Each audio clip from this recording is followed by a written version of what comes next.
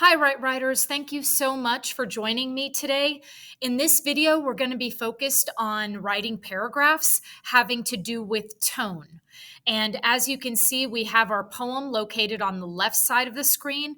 And on the right side of the screen, we have tone, a Google document ready to go. And so that way we can think about the definition of what tone is, then going to read our poem, finding the text evidence, and then beginning to construct our paragraphs.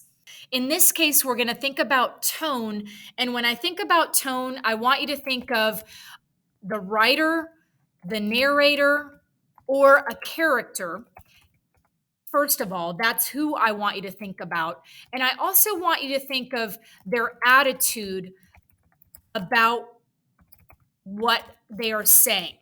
So this all connects with tone. In addition, I want you to think about whether someone might have a negative tone, a neutral tone, or what I would call a positive tone. So I like to think of tone almost as if it was a number line. And the number line, you know how if you're looking at a number line, the left side of the numbers are negative. The middle, right in the middle of a number line is the zero, or what I would call sort of that neutral tone zone. And then on the right side, if you were thinking about a number line, would be the positive numbers. So I like to think about that when I think about tone, because it helps me group things, group words specifically in a certain way. And so I want to also put in word choice. When you think about negative, neutral, or positive tone, I want you to think about the choice of words used by the writer, or used by the narrator, or by the character. And so, again, it will change. This part especially will change writer, narrator, or character, depending on what it is that you're reading. So keep that in mind, right, writers? Now that we sort of have a little bit of a working definition, I want to make sure that I set myself up for success. And so I want to go ahead and copy the link to my title of the poem. And in this case, it's going to be Carl Sandburg's poem entitled The Hammer. So I'm putting my link down so that I can access that in case something happens. I can find it in my Google Doc. I know the title of my poem is The Hammer. And I also know the writer is Carl Sandburg. So he is our poet. With that said, let's go ahead and read our poem to the left. And then as I'm reading the poem, remember, right, writers, we're going to be thinking about text evidence. So text evidence represents the evidence that we're going to use to demonstrate our tone in this case. So we are going to The Hammer. I'm going to the left side of the screen here.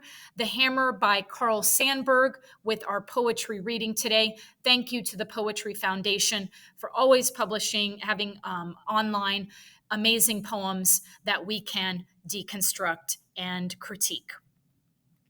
The Hammer by Carl Sandburg. I have seen the old gods go and the new gods come.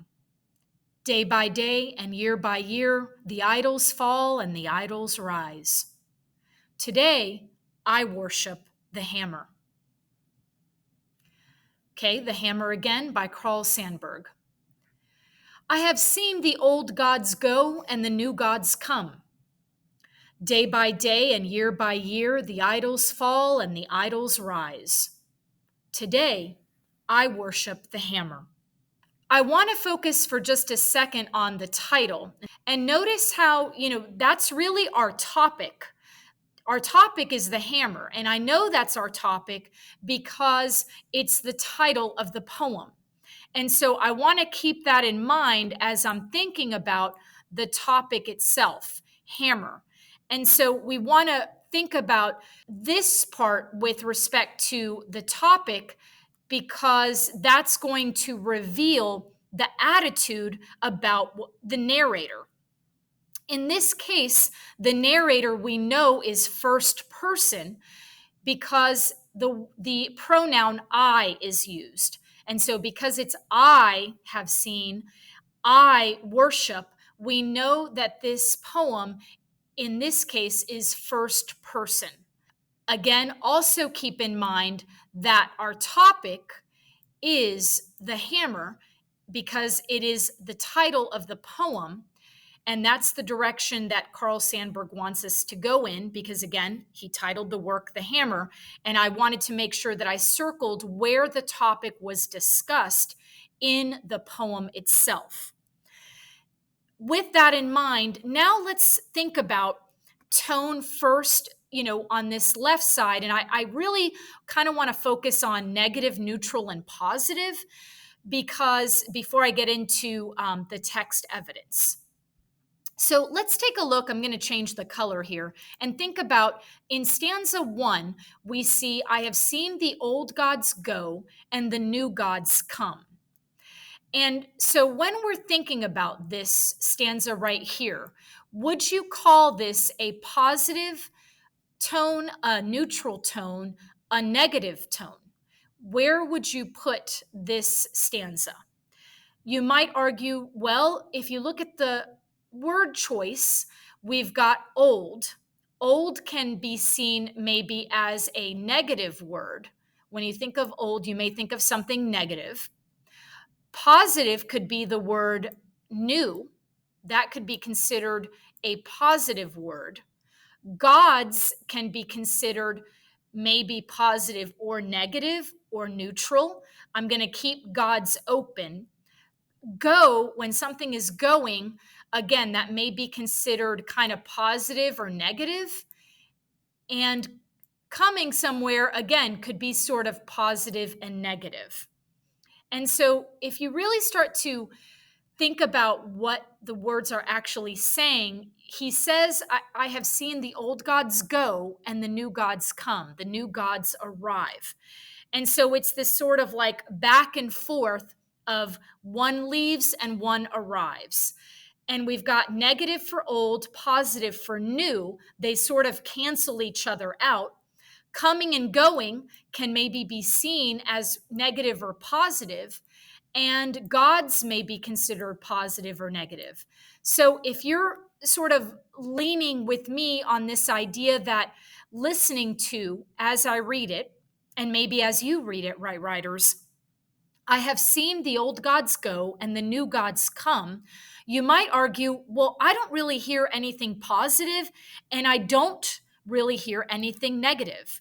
So you might decide that you would call this first stanza a neutral tone. And if you do, I would have to say that I'm going to agree with you on that. So if you're noticing that, you just didn't really get one or the other, then I would encourage you, right writers, to consider it a neutral tone. You can always go back and reread it and see,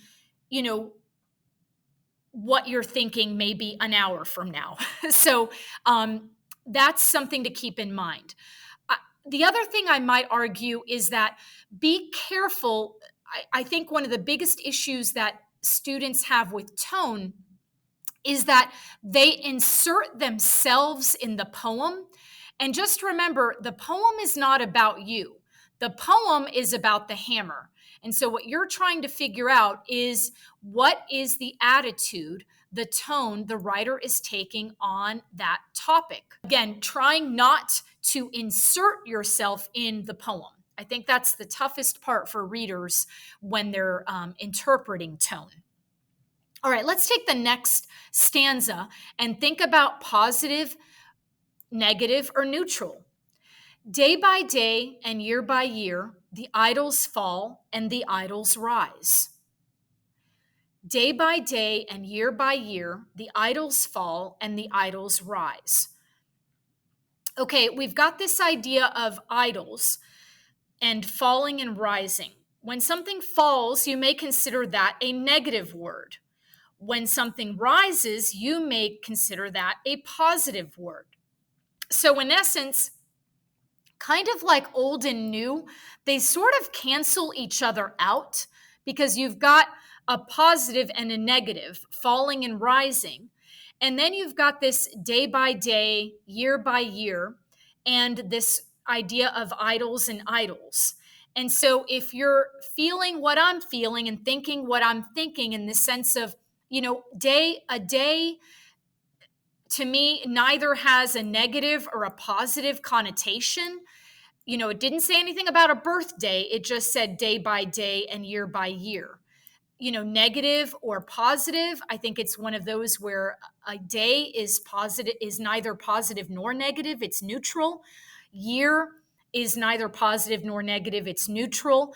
Idols, again, is one of those that if you have an idol, you may consider that a positive. An idol is something you look up to, but then you've got the idols falling and the idols rising. So again, for me, this is sort of one of those where it's neither negative or positive on this one. And so I'm going to argue that this stanza is also neutral as far as the tone is concerned. However, in the third stanza, it gets interesting because in this case, we've got this idea of today I worship the hammer. And so when you worship something and you think about worshiping, because idols can be worshiped and gods can be worshiped. But in this case, he's arguing, he's using that word today, I worship the hammer. So in this case, worship is positive. Now, some of you may say, well, how do you view the topic of hammer? Well, a hammer can be used in a negative way and a hammer can be used in a positive way. But because he uses this, today I worship the hammer, and the verb is worship, and who or what is being worshiped? Well, the hammer is. And so in this case, I would argue that this stanza, stanza 3, has a positive tone based on the word choice and this idea of worshiping the hammer. And so that's what I would argue in thinking about this particular poem by Carl Sandburg when I'm thinking about tone. We've got, again, stanza 1 and 2 being neutral, stanza 3 being positive. So now when it comes to the text evidence, now I can come over here and really start to decide, okay, this is something that the tone actually changes. It stays the same in the first and the second stanza, but then it changes in the third stanza. So let me first, I guess, talk about the idea of the neutral and positive, and then we'll actually go into text evidence, which is where we need to now put quotation marks, quotations or quotes, lines from the poem would be the better way to say it. So lines from the poem to prove our point. So first we have this idea of stanza 1. We argue that it has a neutral tone. The old, and I'm going to put this forward slash to let the reader know that there was a line before it. The old gods go. And then I'm going to put that forward slash again to let the reader know that this is the next line of the poem. And the new gods come. Notice how, right, writers, that because he capitalized the first letter of each new line, that I am also doing the same thing. So again, try to mimic what the writer is doing so that you are quoting, you are making sure that you are taking out, pulling, or extracting the text evidence correctly. Again, I would argue stanza 2 has a neutral tone. And in this case, I'm not going to use day by day and year by year. Instead, I'm going to use the idols fall, and the idols rise. Then I put these forward slashes to let the reader know that there were lines in front of that. If you want to be even more specific, you could do something like this for stanza 2, because that lets the reader know, hey, there were 2 lines before the lines that I chose here. So again, sometimes you have that choice of how specific you want to be for your readers. And that you may want to, again, offer that more specific option, because then the reader trusts you that much more. Then I would argue stanza 3 contains the positive tone. And in this case, I would say today, make sure I have my / I worship the hammer. And then close it with the period as Carl Sandburg did, and then again, open the quotation, close the quotation. Again, the reason that I put quotation marks is because these are not my words. These are Carl Sandburg's words, and I'm going to use them when I write my paragraph, and I want to make sure that I am not plagiarizing. And so this, again, helps you with that. And this is really how I would approach tone, right, writers, in this way. I want to think about the attitude about what they are saying, about attitude about what they are talking about what they are saying, about their topic, the topic. I want to think about word choice. I want to think about negative, neutral, and positive. And then I sort of go from there. I'm going to say this so that I remember that the tone shifts in stanza 3. That's when the tone changes from neutral then to positive. Now, right, writers, I'm going to go ahead and clear this left screen, and I'm going to start to think about, okay, how am I going to start to construct my paragraph? So I'm going to clear this screen here, and now I'm going to go to my Google Doc, and now I'm going to sort of begin to think about how I'm going to construct this paragraph. So this middle school paragraph, and I want to go ahead and get started on that. I have my text evidence. I know what my topic is going to be about, and so I'm going to start to take it from there. And again, I want to make sure that I reference the title, the poet, as I begin my writing. So let me go ahead and move this up a little bit, and that way we can see what we have here for our middle school paragraph. So let's begin by letting the reader know who or what we are talking about here. Carl Sandburg's poem, The Hammer, has a shifting tone, or hammer has a tone which shifts from neutral to positive. Let's read the first sentence again. Carl Sandburg's poem, The Hammer, has a tone which shifts from neutral to positive. And so notice that I'm talking about tone. I've brought that up, and I'm going to make my argument within my paragraph. Now, never assume that the writer knows what you're talking about, that they know what tone is. So I'm going to explain what tone is. I want to make sure that I do that in this next sentence. So I was scrolling up to look at the definition of tone and to think about that. So I could say tone represents, and in this case, the narrator's attitude towards their subject matter or topic. Carl Sandburg's poem, The Hammer, has a tone which shifts from neutral to positive. Tone represents the narrator's attitude towards the topic, or the narrator's attitude about the subject matter and or topic. So we can put that and it lets the readers know you can change it with and, or you can call it the topic. Tone represents the narrator's attitude about the subject matter and or topic. Now, again, we're talking about neutral and positive here and word choice. Um, narrators narrators reveal attitude through word choice. Let's go with that one.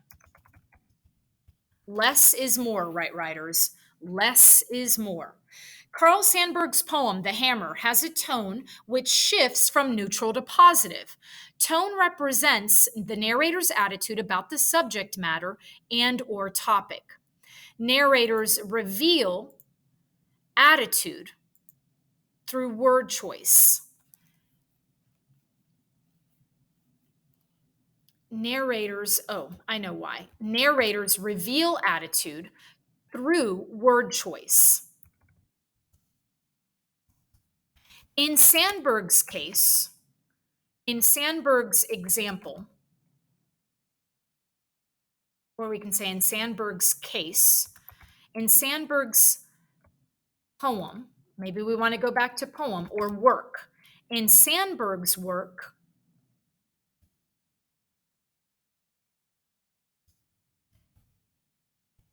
he reveals a neutral tone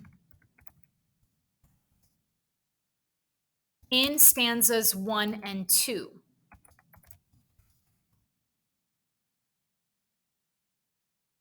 And 2. And you can essentially say, I mean, is he kind of not saying the same thing? Old gods go, new gods come, idols fall, idols rise. I mean, it's sort of a repeat of what was said in the first stanza. The second stanza repeats the first stanza, just using different words. You know, old is something that goes and falls away. New is something that rise and arrives and comes and you know is present. And then you know this idea of again gods and idols in some cases could be argued represent the same thing. So in this case, in Sandburg's work, he reveals a neutral tone in stanzas 1 and 2.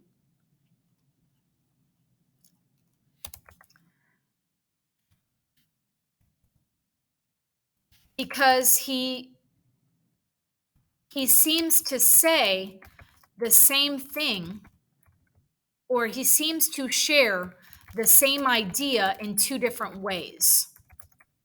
In two, the same idea, share the same idea. Because he shares the same idea,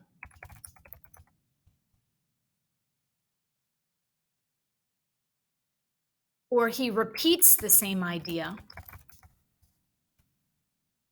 using different words. For example, we can also say for instance. For instance, in stanza 1, he states, and then I can go ahead and copy and paste this. For instance, in stanza 1, he states, the old gods go and the new gods come. While in stanza 2,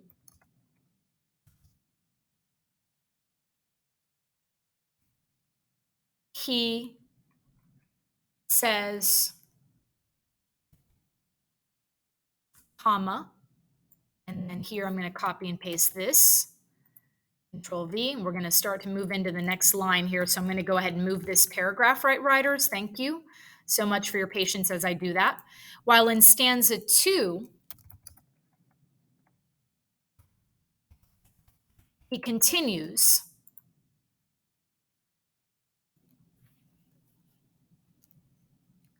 and in this case, I'm going to leave it as this.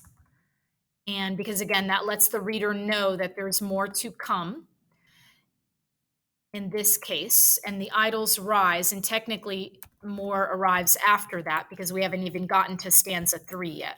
So again, we can offer more specificity depending on how we want to present it to our writer. So again, to not confuse. So in this case, you know, we can look at that.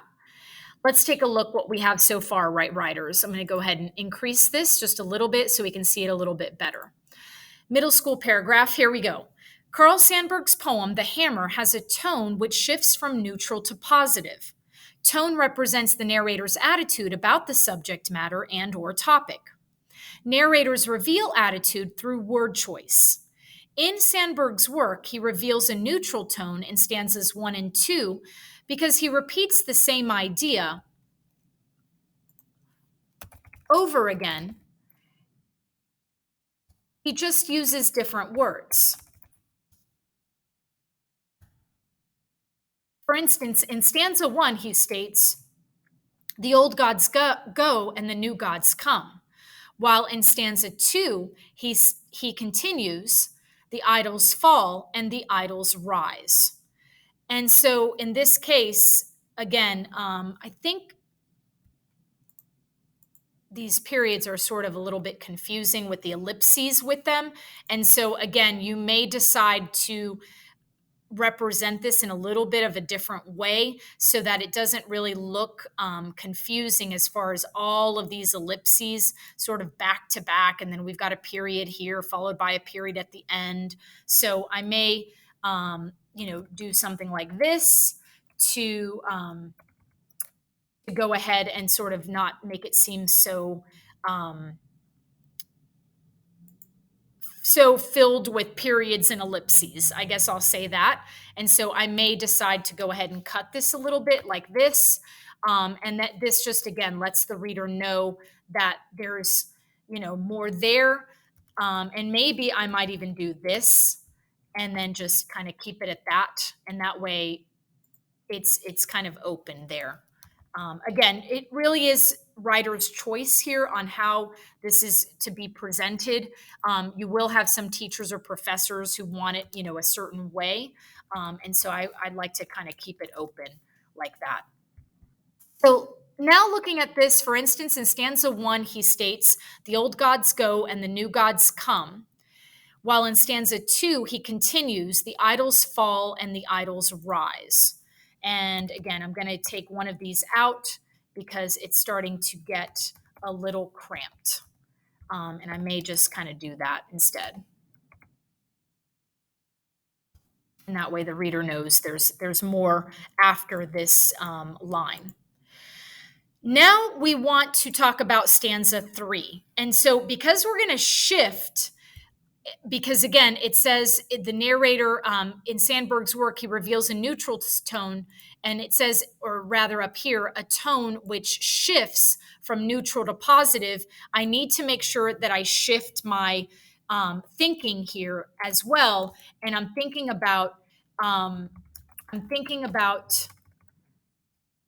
quotation mark, obviously, but I'm thinking about how to set this up so that I know I'm letting the reader know I'm going to change topics here, and I want to make sure that you are aware of it. And so I want to use a transition word to demonstrate that he's shifting. For instance, in stanza 1, he states, the old gods go and the new gods come, while in stanza 2, he continues, the idols fall and the idols rise. I'm going to change the ordering of that. He continues in stanza 2 with the idols fall and the idols rise. Because while, the way I used while earlier, it made it sound as if there was a contrast, but there is not. I am arguing that, again, it's the same idea being repeated. But the shift is about to happen. And so now I want to make sure that I use a transition word that implies a contrast, that I'm now going to talk about a difference about something. However, Sandburg's tone shifts in a positive direction when he states, comma, and then I want to go and grab, today I worship the hammer.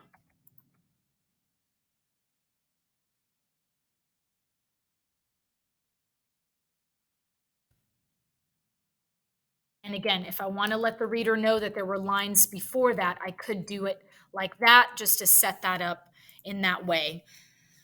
However, Sandberg's tone shifts in a positive direction when he states, "Today I worship the hammer."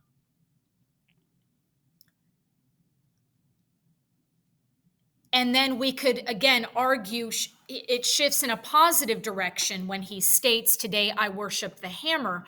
And then we can talk about, because the worship is a positive thing, and he's worshiping the topic itself, the name of the poem. And so we can talk about that. Let's take it from the top, right, writers. We are almost there, middle school paragraph, folks. Let's take it from the top. Carl Sandburg's poem, The Hammer, has a tone which shifts from neutral to positive. Tone represents the narrator's attitude about the subject matter and or topic. Narrators reveal attitude through word choice.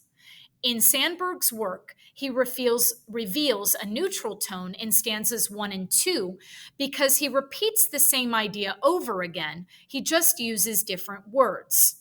For instance, in stanza 1, he states, "The old gods go and the new gods come." He continues in stanza 2 with, "The idols fall and the idols rise." However, Sandburg's tone shifts in a positive direction when he states, "Today I worship the hammer." The word worship, and here we can now use a very fancy word, which is this feeling that is associated with the word, not the definition, the feeling, which is called connotation. The word worship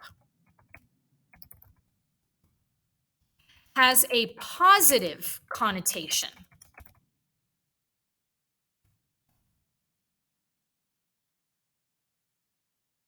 Has a positive connotation. Not only that, he's using "I worship." Worship is being used as a verb. The word worship has a positive connotation, plus or in addition, as a verb, as really an action verb. So you can physically or mentally worship something or someone. And so in this case, he's using that word as an action verb. So we're really thinking about the word choice of the writer and even thinking about the grammar, how he's using it. I mean, it is a simple sentence, but that word worship is being used as an action verb. Let's include that in our paragraph, middle school students. That way we can really level up as a writer by sharing what it is he is worshiping today, what it is he is worshiping. And I call it the dazzling dash when we sort of want to pause, or we can use a colon and we can say, plus he uses the word as an action verb by sharing what it is he is worshiping. The hammer, the topic of his poem.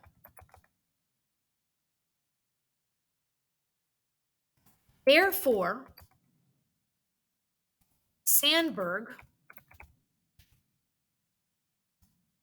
shifts, and notice how I'm coming back full circle, right, writers, in this particular paragraph in my discussion of tone. Therefore, Sandburg shifts, and you could argue neutral to positive if you're going from stanza 1, stanza 2 to stanza 3. Therefore, Sandburg shifts his tone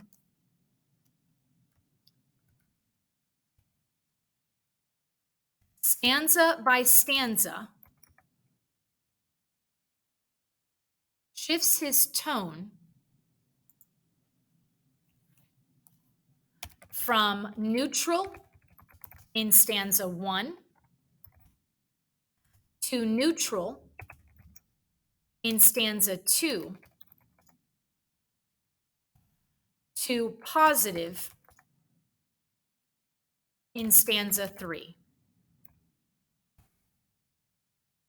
or in his final stanza. And then we could say it in his final stanza, and then we can say stanza 3. And now, right, writers, let's go ahead and look at this paragraph. This is looking not too bad for a first draft in thinking about tone. And again, right, writers, I appreciate you being with me this long, but it is so important to really break down a poem, by its individual stanzas, and sometimes it's individual words within the stanza, so you can really see and deconstruct what's happening in the poem. Carl Sandburg's poem, The Hammer, has a tone which shifts from neutral to positive. Tone represents the narrator's attitude about the subject matter and or topic. Narrators reveal attitude through word choice. In Sandburg's work, he reveals a neutral tone in both, I'm going to say in both stanzas 1 and 2, because he repeats the same idea over again. He just uses different words. For instance, in stanza 1, he states, "The old gods go and the new gods come." He continues in stanza 2 with, "The idols fall and the idols rise." However, notice how I'm using that transition word, however, to demonstrate, hey, readers, that shift is about to happen from neutral to positive. However, Sandburg's tone shifts in a positive direction when he states, "Today I worship the hammer." And I think I'm going to use ellipses here. "Today I worship the hammer." The word worship has a positive connotation. Plus, and maybe I should say Sandburg again, plus Sandburg uses the word as an action verb by sharing what it is he is worshiping, the hammer, the topic of his poem. Therefore, Sandburg shifts his tone from neutral in stanza 1 to neutral in stanza 2 to positive in his final stanza, stanza 3. Okay, so let's say this. Therefore, Sandburg maintains his tone, maintains a neutral tone in stanzas 1 and 2. Therefore, Sandburg maintains a neutral tone in stanzas 1 and 2.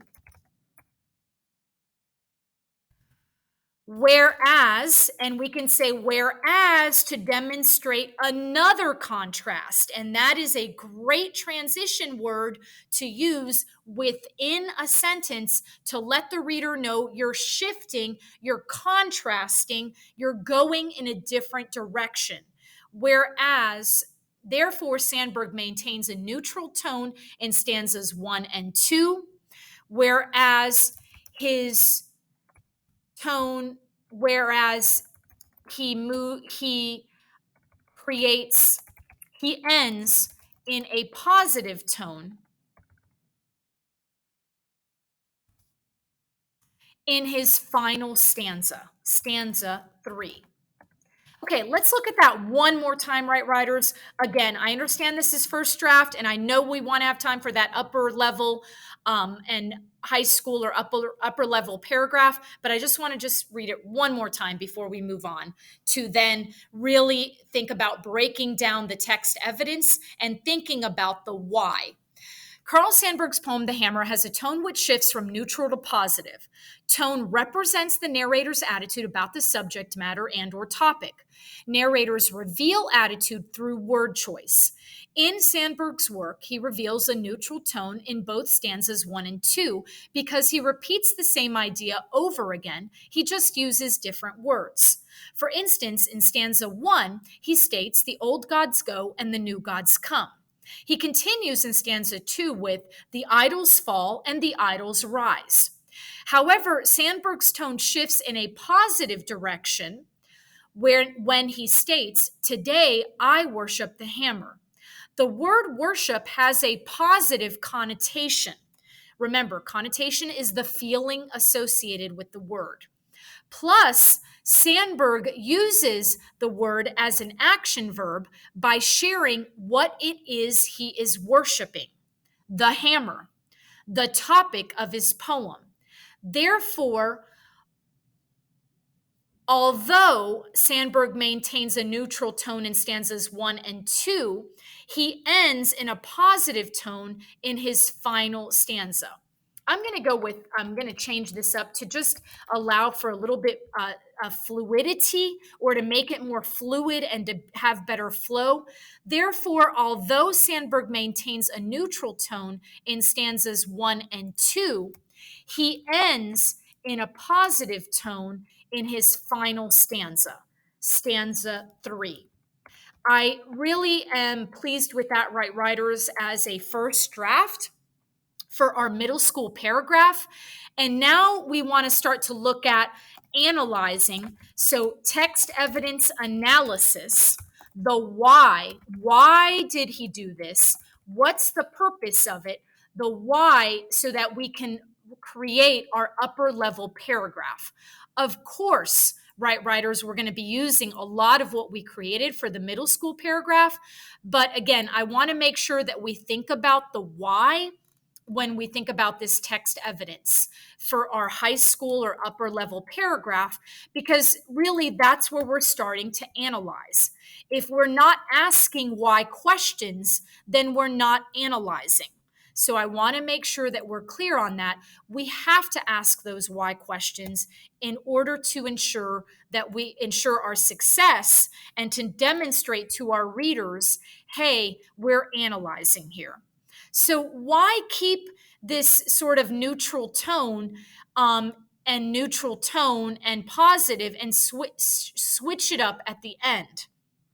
Well, I mean, if you think about it, you know, if you're going from neutral to neutral, so let me put this sort of underneath here, or rather go like this, and that way we have a little bit of space and we can start to make our little notes underneath it. So, why have the old gods go and the new gods come? So, in this case, it's, again, this idea of sort of the cycle of life. So, in thinking about, old gods go, new gods come. So, it's sort of cyclical in nature. So, this is cyclical. This is, the cycle of life. Think about it from a style perspective. What's popular now is not what's going to be popular tomorrow. So it's a cycle. It comes and it goes. It goes and it comes. Old gods go, new gods come. So it sort of creates this cyclical pattern, or this cycle of life pattern. Cycle of life pattern. So cyclical pattern, cycle of life. Things live, things die. And so this, we sort of go negative and then positive. So we go negative to positive. And then because we go from negative to positive, it ends up like canceling each other out. So it cancels out. Thinking about it from a math perspective, the negative and the positive, positive -3 plus 3 equals 0. So they cancel each other out to basically equal out to 0, to nothing, really. And so the negative to positive, they cancel each other out, and they equal to 0. And I, again, would argue the same thing. The idols fall and the idols rise. It's basically the same idea. He's just saying it again in a different way and looking at it from, an idol, in this case, a god rising and falling, but in this case, an idol, someone who is worshiped. And so again, to me, in my viewpoint, this is my argument, I really feel like he's essentially saying the same thing in two different ways.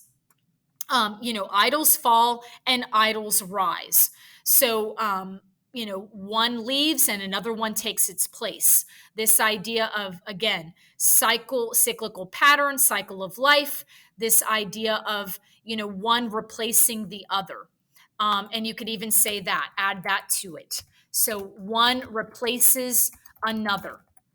And again, I would argue that that is also cyclical, that there's a cycle to that. And it's almost like a circle. So if you think about how a circle opens and closes, a circle where a circle opens, when in order to close the circle, you have to go back to where it opened to close it. And so that's this idea of, again, that's why I'm thinking, this idea of circles is how I'm coming up with this sort of pattern here that we're thinking about. Then, but then again, we shift. So we're thinking about, again, this why of the poem.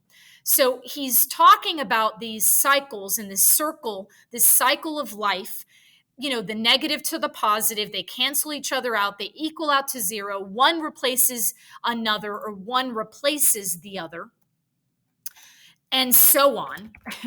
And so on. And it probably goes on and so on forever and ever, you could even say, forever and ever.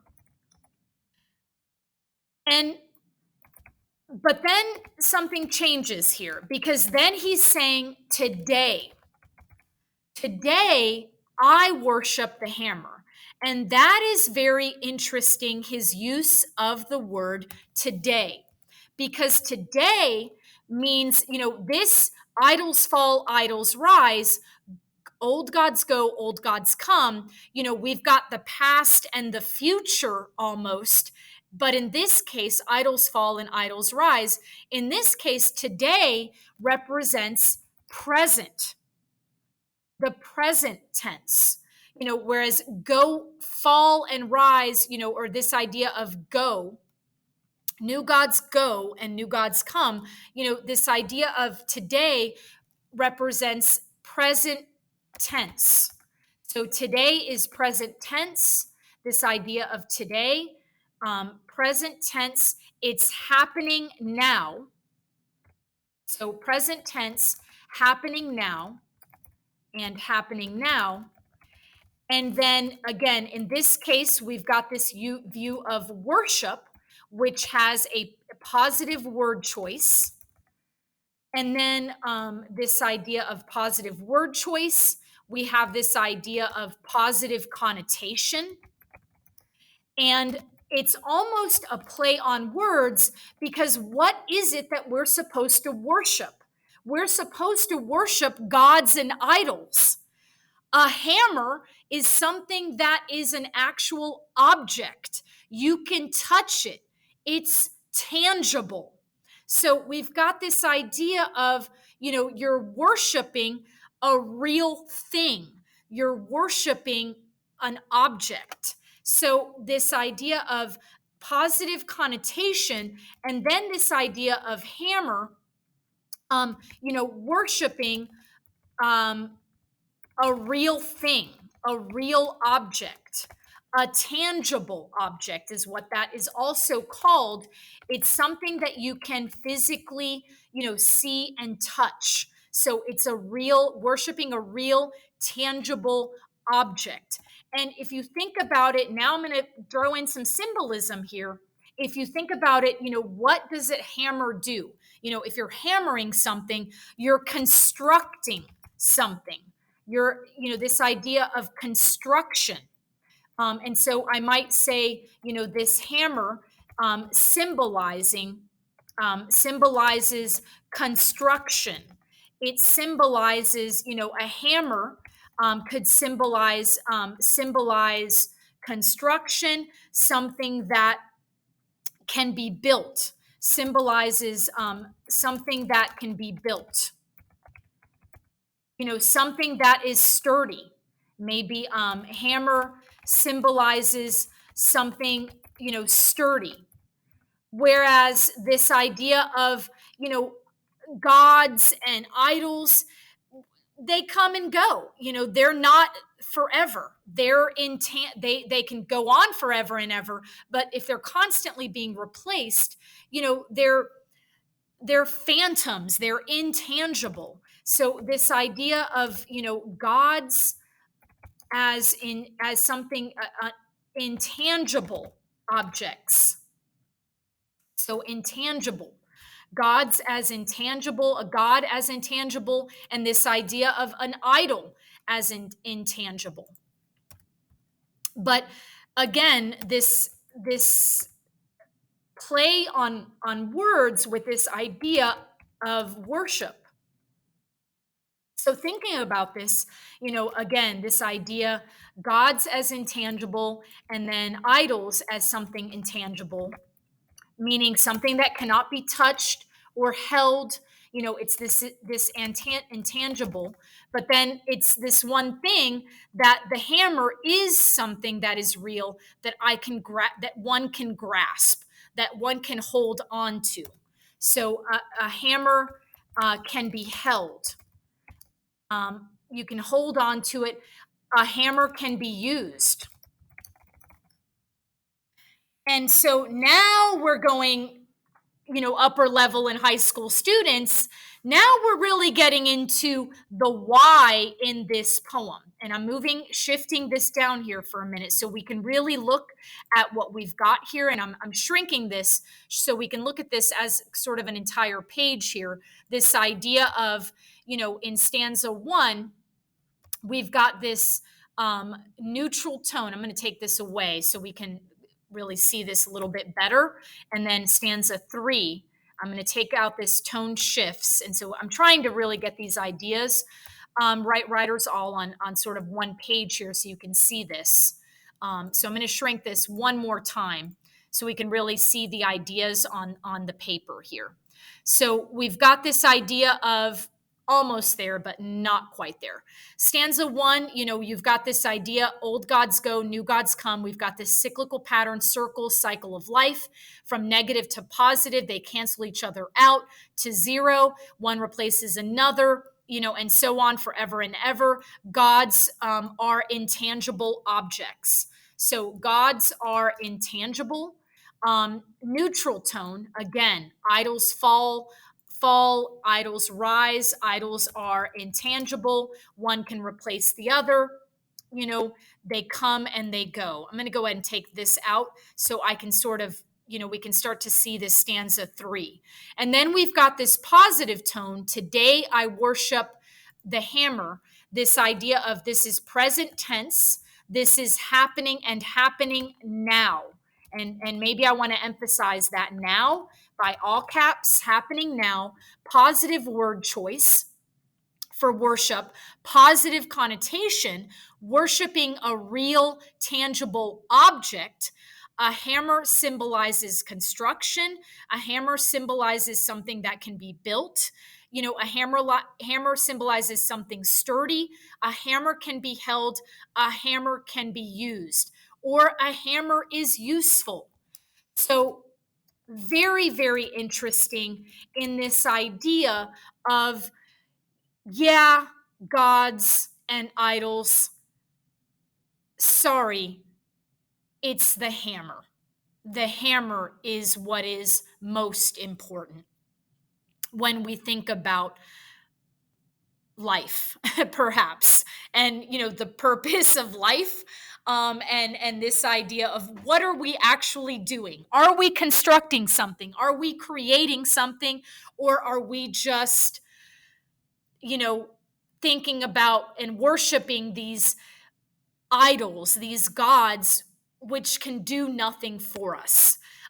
These gods and idols. So very, very interesting in this idea of tone with Carl Sandburg's work. And I had to go into some symbolism here, right, writers. We're thinking about upper level and high school, and this is where some of these literary devices start to cross each other's paths in a way that is interesting, in a way that we can use in a paragraph. Boy, is this paragraph going to be amazing. Okay, so now if you thought that middle school paragraph was awesome, Oh no, upper school or upper level and high school paragraph. Here we come. So I'm going to go ahead and copy and paste this, right, writers, and we're going to use all of these amazing ideas for our analysis in our paragraph to make a whopper. So this is going to be layer upon layer upon layer. Ladies and gentlemen, right writers, here we go. Okay, so we've got our upper level, or what could also be considered our high school paragraph, upper level or high school paragraph here. So I'm going to go ahead and bold and underline. And now let's start to fill in this idea, fill in the ideas within this work that we've already created within this paragraph. So I'm going to go ahead and move this up here. Okay, so let's start to find out where we need to fill in and where we can expand our sentences. So Carl Sandburg's poem, The Hammer, has has a tone which shifts from neutral to positive. Carl Sandburg's poem, The Hammer, shifts from a neutral, let's go with that, shifts from a neutral to a positive tone. And we're going to shrink this just a little bit here. So shifts from a neutral to a positive tone. Tone represents the narrator's attitude about the subject matter in work. Let's see how we can take these two, and actually we're going to combine these into one sentence. Narrators reveal attitude reveal their tone. Narrators reveal tone.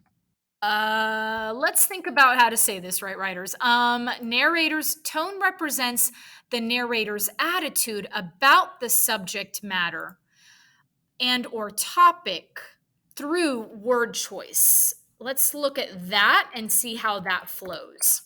Okay.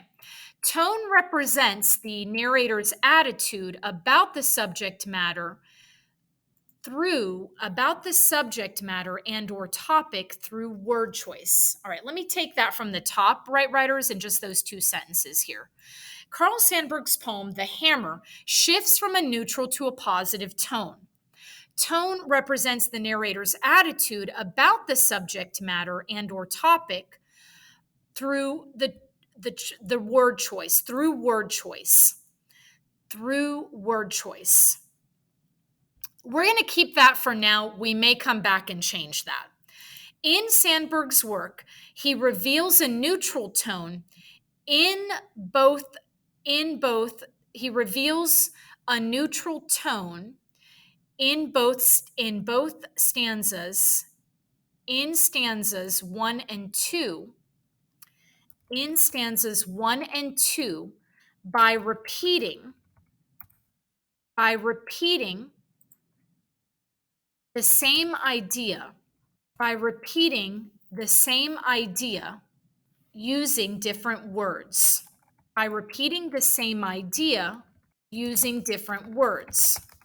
Okay, and then we've got our for instance. And now here's where we're going to insert our analysis here. Okay, so let's take a look at this. And I'm going to borrow this. Actually, I'm going to borrow this. And then copy and paste that and move that down here so I can think about how we're going to put this together here.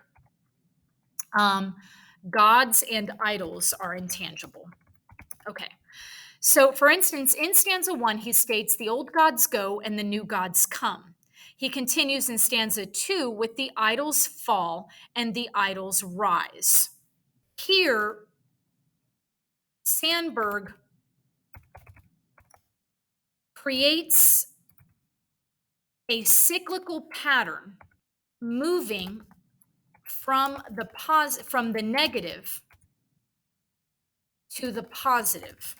Interestingly, in doing that, he cancels the former idea or the initial idea with the next idea, something like that. Now I'm thinking about that, the former with the latter, the before and the after. So interestingly, in doing so, he cancels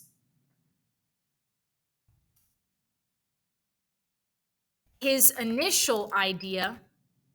He cancels out. Interestingly, in doing so, he cancels out each idea because essentially one replaces the other over and over again. Okay, let's take a look, right writers, at that so far and sort of check our flow here. Carl Sandburg's poem, The Hammer, shifts from a neutral to a positive tone. Tone represents the narrator's attitude about the subject matter and or topic through word choice. In Sandburg's work, he reveals a neutral tone in stanzas 1 and 2 by repeating the same idea. By repeating the same idea, only using different words. I'm going to say for example here. For example, in stanza 1, he states the old gods go and the new gods come. He continues in stanza 2 with the idols fall and the idols rise. Here, Sandburg creates a cyclical pattern moving from the negative to the positive. Interestingly, in doing so, I want a comma there, he cancels out each idea because essentially one replaces the other over and over again. Okay, I'm going to save this gods and idols are intangible for, I think, the end of our paragraph. So I'm going to move that down here. And I am going to keep what we have so far and then go on with the next one because I like the way that's flowing up to this point. Told you it was going to be a monster, right, writers? Okay, now we're moving on to the next part. However, Sandburg's tone shifts in a positive direction when he states, "Today I worship the hammer." The word worship has a positive connotation. Plus, Sandburg uses the word as an action verb by sharing what it is he is worshiping: the hammer, the topic of his poem. Okay, and now I want to take on the topic of his poem. And then I can say, in this case, now I can use some of this right here about worshiping a real tangible object, what a hammer symbolizes. So I can go into that in this next section. So the word worship has a positive connotation. Plus, Sandburg, I forgot the D in Sandburg there. Let me make sure that I do that up here for the middle school paragraph, so I do not forget. So glad I caught that, right, writers. You probably caught that earlier. Plus Sandburg uses the word as an action verb by sharing what it is he is worshiping: the hammer, the topic of his poem. Hammers, not only that, but hammers symbolize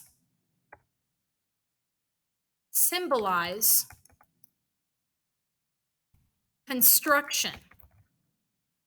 Not only that,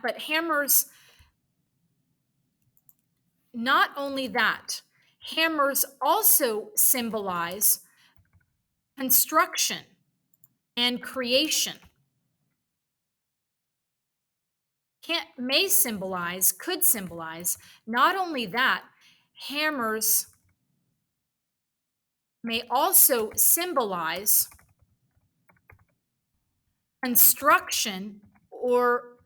construction and creation. Now, therefore, if we want to create emphasis, we can use the transition word indeed. Indeed, and again, perhaps Sandburg is sort of doing this on purpose, this idea of worshiping the tangible object. Not only that, hammers may also symbolize construction and creation. Indeed, Sandburg is glorifying, let's use that in this idea. Indeed, Sandburg is glorifying the tangible object, glorifying a tangible object.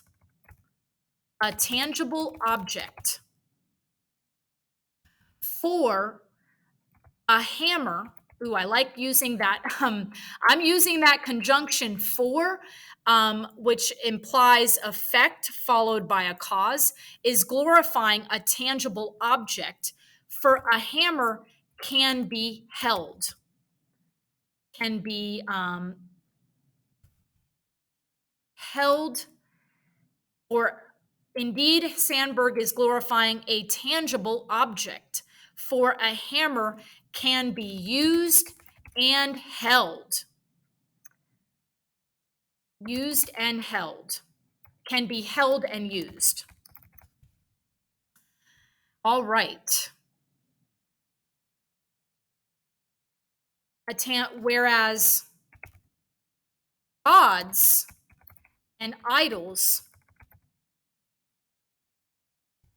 cannot, you cannot hold a god, you cannot hold an idol. A god, using a god and using an idol, they can't be used and held. So in this idea, indeed, Sandburg is glorifying a tangible, let me make that more active voice. Indeed, Sandburg glorifies a tangible object, for a hammer can be held and used.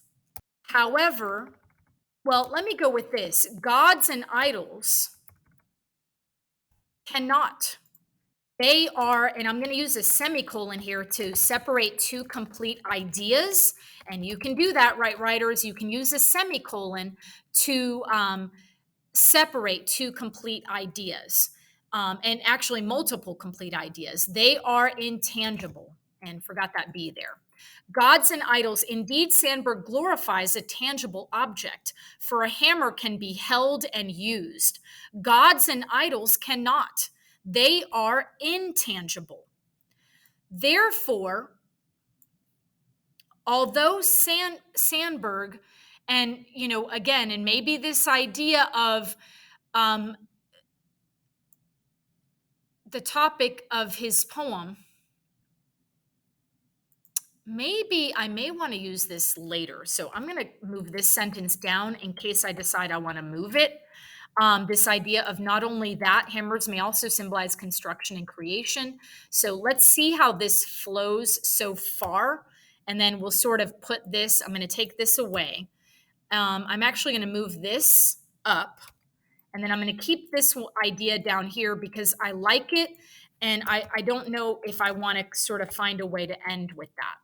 So let's take a look at what we have so far, right, writers, and then sort of see what's going on here. And again, I may have what I want. Now it's just a matter of moving things around. So, sometimes you have these amazing ideas. The issue is the flow, the organization of how you wrote the paragraph. And so, again, you may just be cutting and pasting and just shifting some sentences around yourself to allow for a better flow, a more fluid paragraph. All right, let's take it from the top, right, writers? We are almost there. Thank you for sticking it out with me so far. Carl Sandburg's poem, The Hammer, shifts from a neutral to a positive tone. Tone represents the narrator's attitude about the subject matter and or topic through word choice. Subject matter, attitude about the subject matter through word choice. Okay, I'm going to go ahead and take out topic. Tone represents the narrator's attitude about the subject matter through word choice. In Sandburg's work, he reveals a neutral tone in stanzas 1 and 2 by repeating the same idea, only using different words.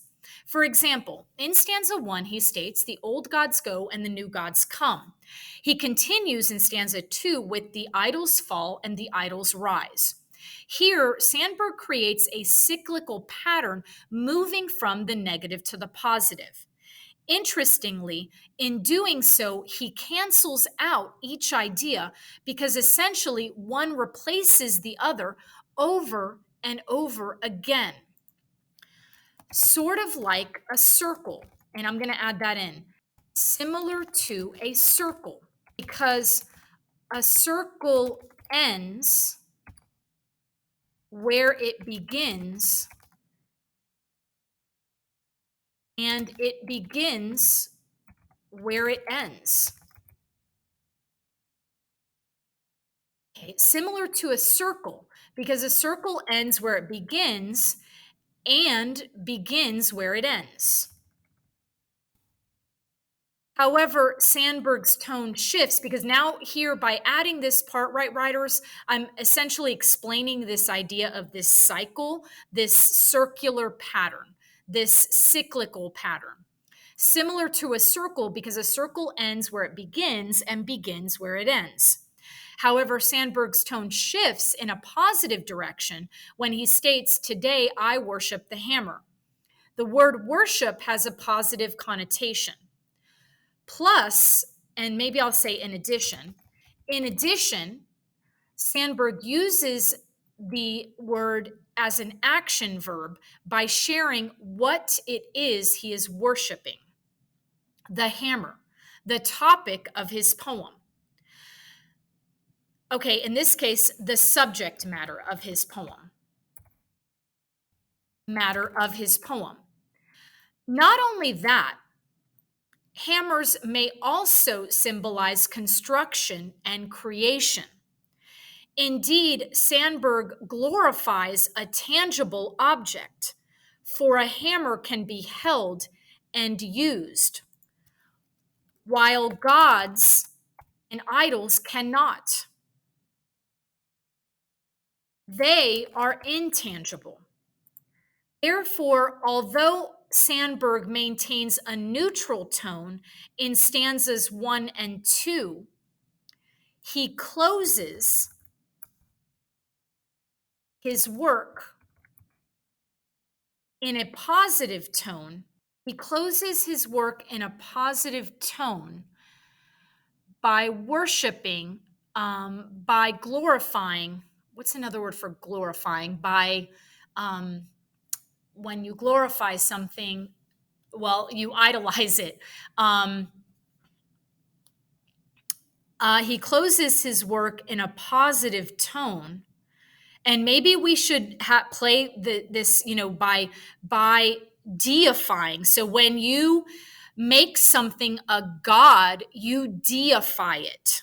So a deity. And so, and I know you're thinking a deity, and maybe you're thinking to yourself, deifying, Cruz, really? Yeah. Let's see if this is a real word. Yes. He closes his work, because I kind of want to play this idea on words, on this idea of gods. When you create a god, it's essentially a deity. He closes his work in a positive tone, deifying and idolizing. And it's sort of, me playing this, playing with the words that again, I think that Sandberg is arguing here, that he is going to make the hammer the god. So this idea of construction and creation. Again, this is just my viewpoint, my argument based on how I'm interpreting this poem. Please go in a different direction, right, writers, and share with me and post it. Let's see it. Therefore, although Sandberg maintains a neutral tone in stanzas 1 and 2, he closes his work in a positive tone, deifying and idolizing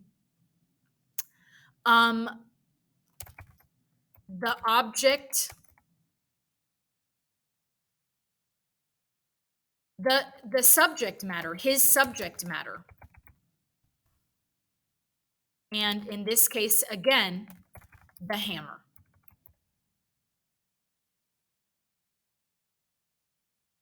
And in this case, I'm going to go ahead and end it almost like I'm going now full circle with the title of the poem. So I want to just read this part one more time, right, writers, right down here. Then we'll look at it as a whole. Then, right, writers, will call it a day. Indeed, Sandberg glorifies a tangible object, for a hammer can be, I almost want to use the word like wielded, but I'm going to go with what we have. For a hammer can be held and used, while gods and idols cannot. They are intangible. The latter are intangible. They are intangible. I'm going to go with gods and idols. And again, gods and idols are intangible. Therefore, although Sandberg maintains a neutral tone in stanzas 1 and 2, he closes his poetic work in a positive tone by deifying and idolizing his tangible subject matter, the hammer. All right, I really like that as a first draft, right, writers? And now we're going to look at it as a whole. As I mentioned, right, writers, I knew this was going to be sort of a whopper of an activity here. So let's take it from the top, right, writers. Keep in mind, this is a first draft. And so you want to ensure your success. You want to let the paragraph sit, and then you come back to it. Carl Sandburg's poem, The Hammer, shifts from a neutral to a positive tone. Tone represents the narrator's attitude about the subject matter through word choice. In Sandburg's work, he reveals a neutral tone in stanzas 1 and 2 by repeating the same idea, only using different words. For example, in stanza 1, he states, "The old gods go and the new gods come." He continues in stanza 2 with, "The idols fall and the idols rise." Here, Sandburg creates a cyclical pattern moving from the negative to the positive. In doing so, interestingly, he cancels out each idea, because essentially one idea replaces the other over and over again. Similar to a circle, because a circle ends where it begins and begins where it ends, over and over again. Similar to a circle, because a circle ends where it begins and begins where it ends. However, Sandburg's tone shifts in a positive direction when he states, "Today I worship the hammer." Boy, I did not say anything about present tense, right, writers, either. The word worship has a positive connotation. In addition, Sandburg uses the word as an action verb by sharing what it is he is worshiping, the hammer, the subject matter of his poem. Plus, he uses, I'm going to say, present tense. The action is happening now. By sharing, he uses the word as an action verb. In addition, Sandburg uses the present tense for the word today and the word worship as an action verb by sharing what it is he is worshiping, the hammer. All right, let's take a look at that part right there, right, writers. However, Sandburg's tone shifts in a positive direction when he states, "Today I worship the hammer." The word worship has a positive connotation. In addition, Sandburg uses the present tense for the word today and the word worship as an action verb by sharing what it is he is worshiping. Okay, that sounds awful. So I'm going to abandon the idea of the present tense, and I'm going to go back to the original. And sometimes you have to play, right, writers, and then go, nope, I don't like that. In addition, Sandburg uses the word as an action verb by sharing what it is he is worshiping. In addition, he uses the word as an action verb and shares what it is he is worshiping, the hammer, the subject matter of his poem. Not only that, hammers may also symbolize, that may keeps you safe, right, writers? The hammers may also symbolize construction and creation. Indeed, Sandberg glorifies a tangible object. For a hammer can be held and used. For a hammer can be held and used to create, while gods and idols cannot. Gods and idols are intangible. Therefore, although Sandberg maintains a neutral tone in stanzas 1 and 2, he closes his poetic work in a positive tone, in a positive way,